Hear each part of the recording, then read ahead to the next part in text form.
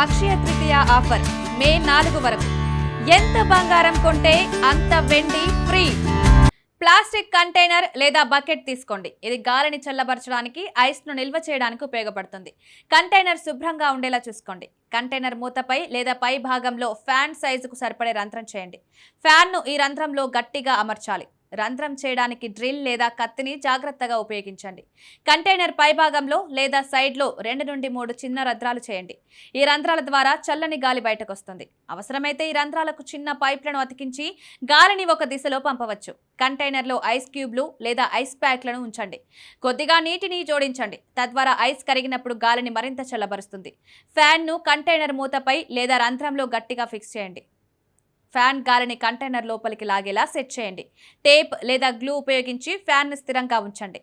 ఫ్యాన్ను on చేయండి. Fan గాలిని container లోపలికి పంపుతుంది. అక్కడ ఐస్ నీరు గాలిని చల్లబరుస్తుంది.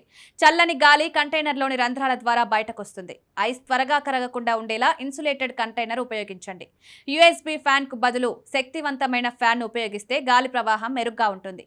ఈ కంటైనర్ను క్రమం తప్పకుండా శుభ్రం చేయండి. తద్వారా బ్యాక్టీరియా లేదా అచ్చు ఏర్పడకుండా ఉంటుంది.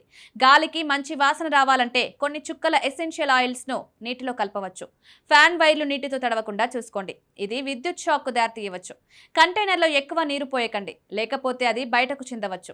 ఐస్ కరిగిన నీటిని క్రమం తప్పకుండా మార్చండి. ఈ సులభమైన ఇంట్లో తయారు చేసిన ఎయిర్ కూలర్తో మీరు వేసవి వేడిని తట్టుకోవచ్చు. చల్లని వాతావరణాన్ని ఆస్వాదించవచ్చు.